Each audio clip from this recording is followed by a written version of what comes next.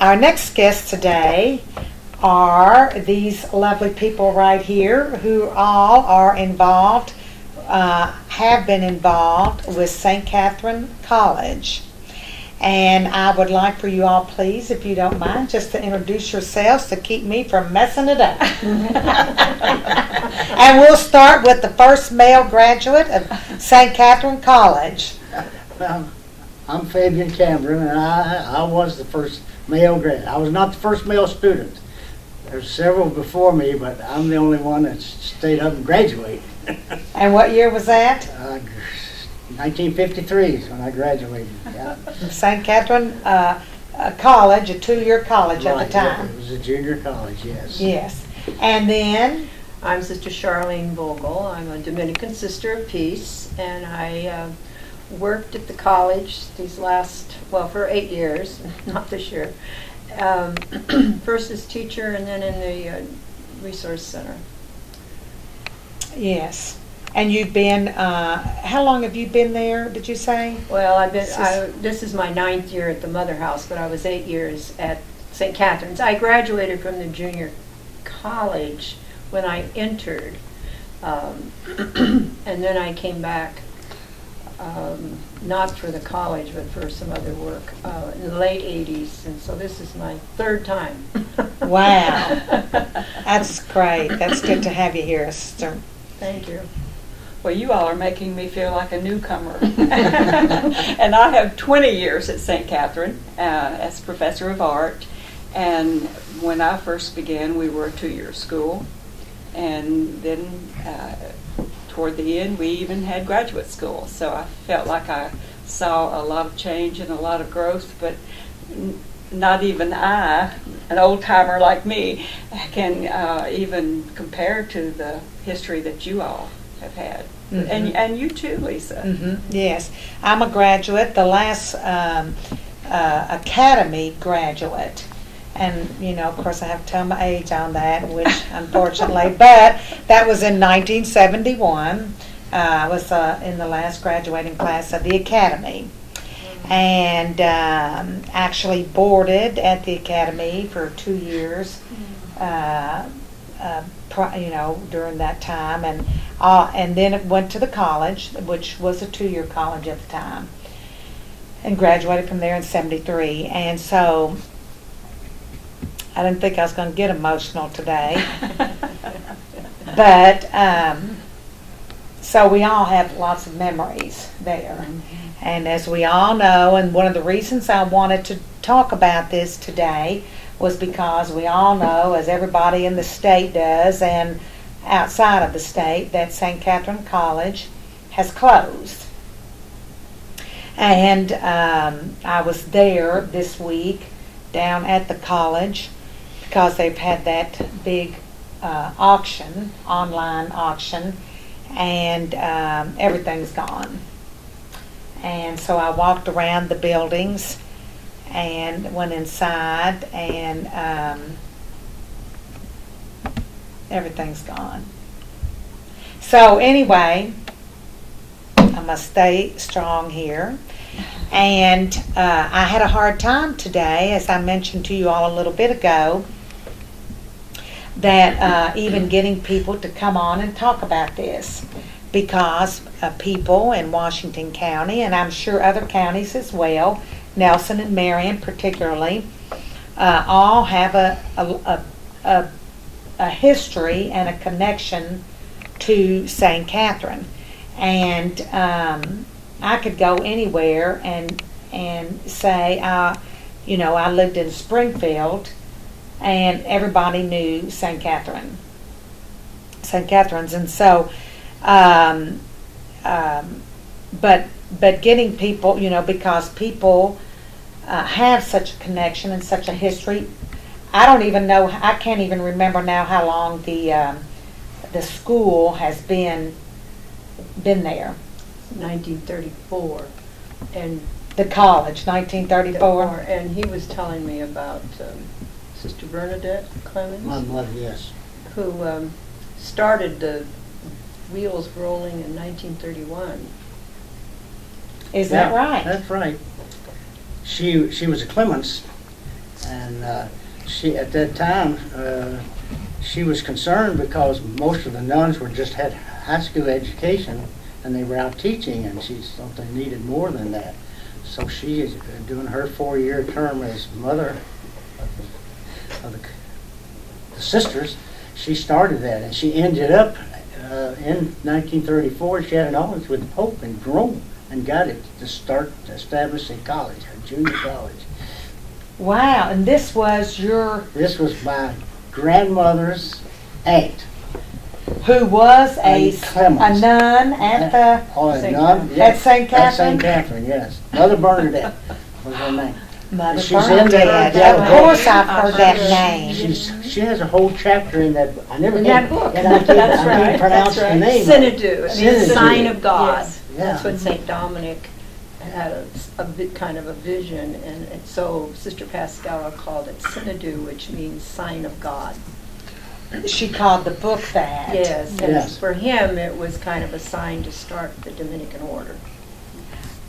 It was for Dominic, for St. Dominic. St. Dominic to start the Dominican order. He considered it, yes. Well, this all began in Fanjo. In Banjo. And many of us from the college made a retreat there to the Dominican roots and At where? in Fanjo, France. Banjo, France, Uh-huh. okay. And it was an overlook, and the little village of Pouet, I never can say it right, Pouet. where the sisters were. Yes.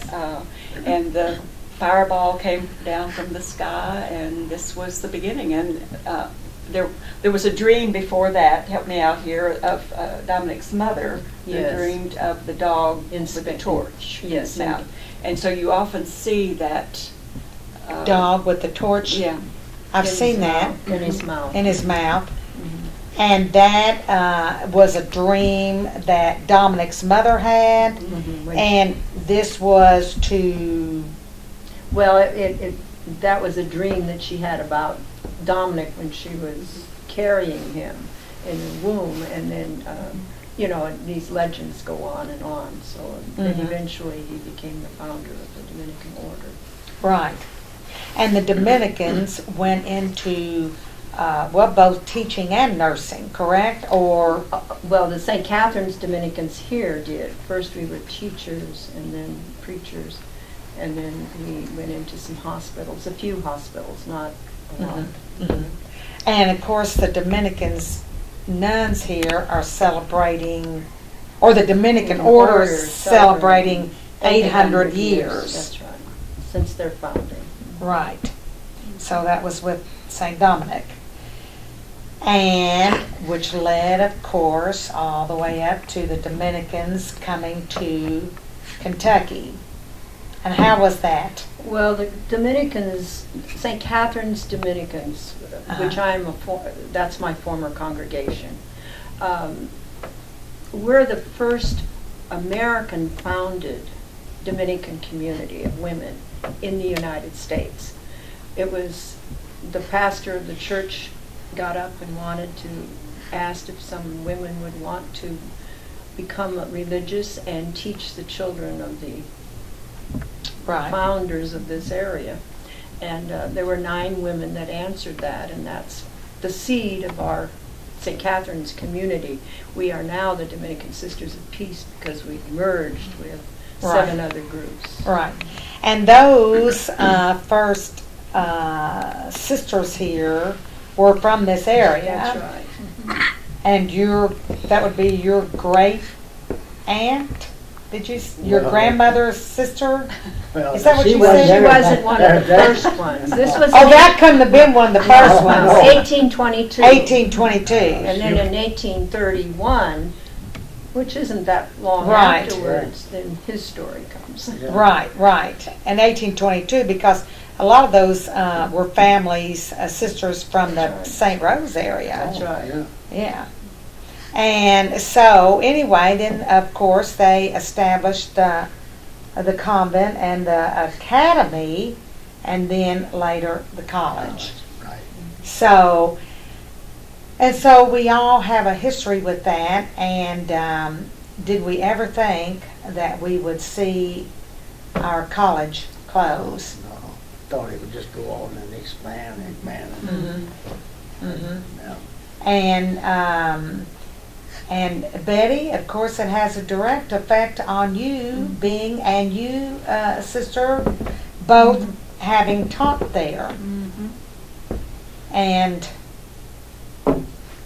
it's like a death in the family. It really is. I've said that many times, and it's hard to speak of St. Catharine as in the past tense because it is such a vital part of our history here and our community. And I've only been there 20 years, and the sisters don't even celebrate until they've served for 50 years, so I'm a neophyte.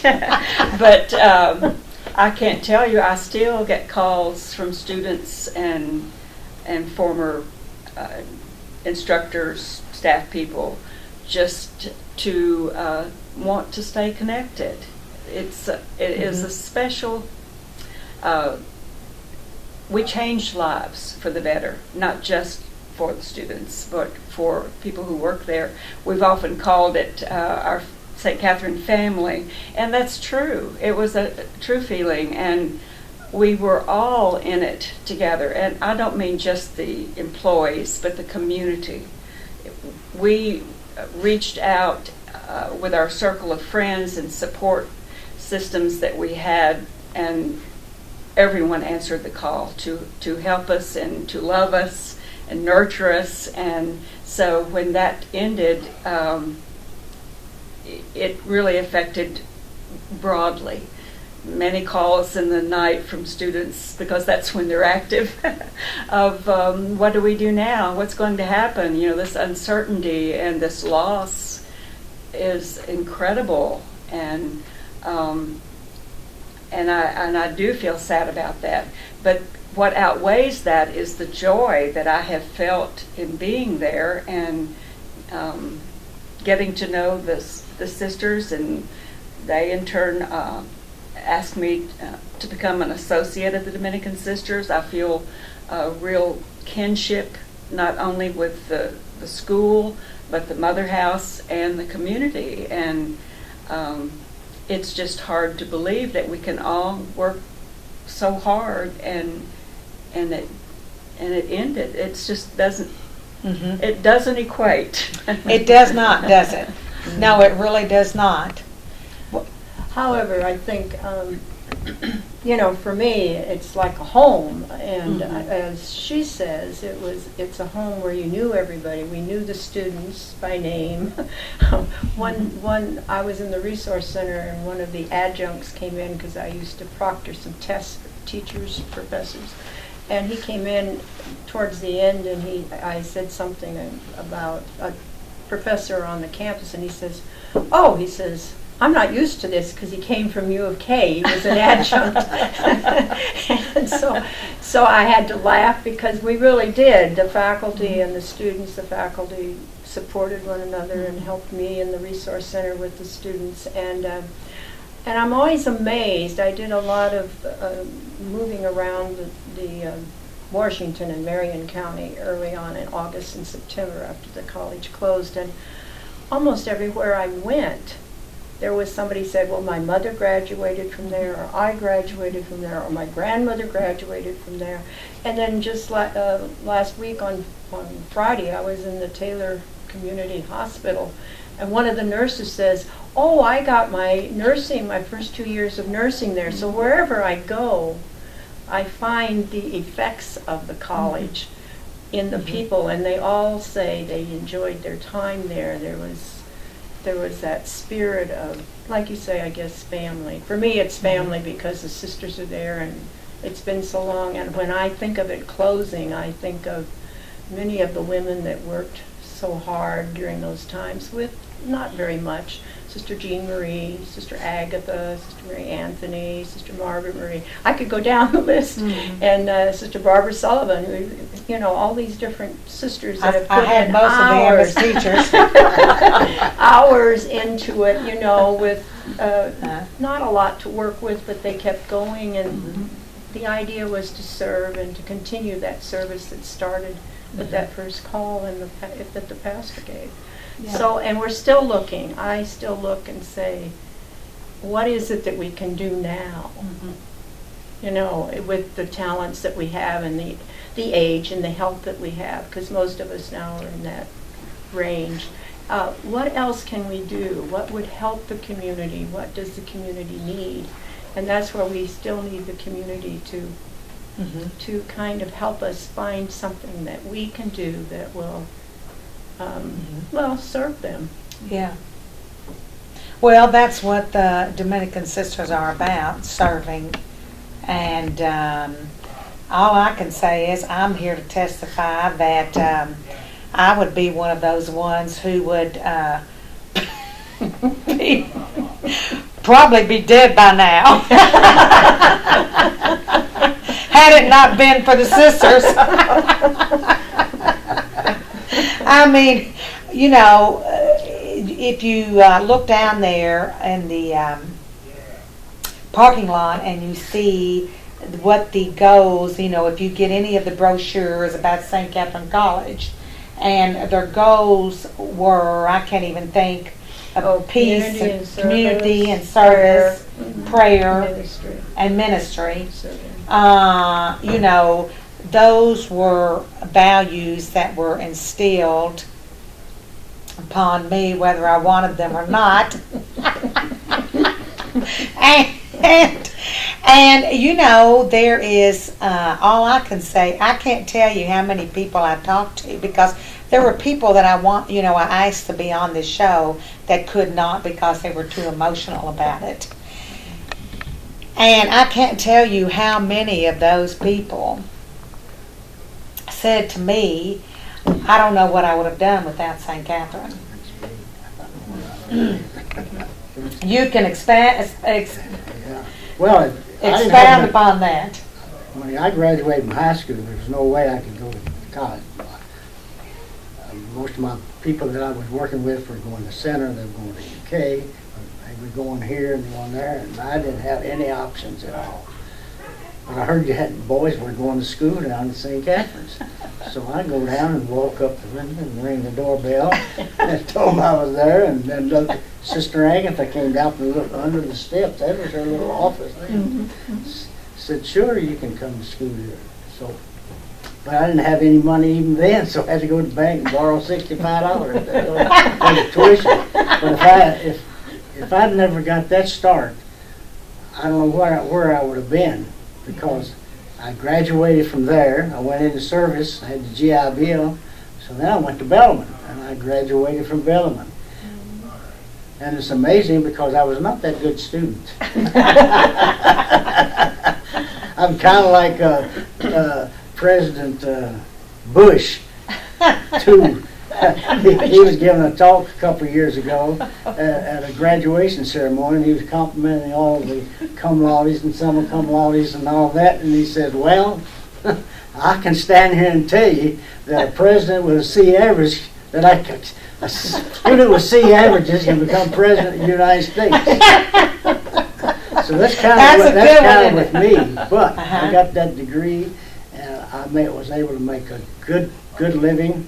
Had married, got 4 children, and was able to educate all of them, and now I'm retired. And but if it hadn't been for St. Catharine and Sister Agatha, I would have probably been some factory worker. Not that there's anything with the factory worker, but yeah. But she gave you the opportunity to reach your potential, and often I think the sisters and the faculty, because as we know through the years, sisters, you know, as they aged, there weren't as many, you know, teaching, but those same values attitudes were with the rest of the faculty as well. That was one of the things I think that was a requirement of getting hired there. That you had to have that kind of attitude, that you were going to, and that's like you were expressing, Betty, the camaraderie and and with the students, you know, because they felt. I think that's probably you know, you felt important that, and they wanted you to reach your potential. And Sister Ann Frederick was the best math teacher there ever was, because I never liked math. But when I got to Sister Ann Frederick, she just made it, you know, understandable. And so there's just so many stories like that I've been hearing.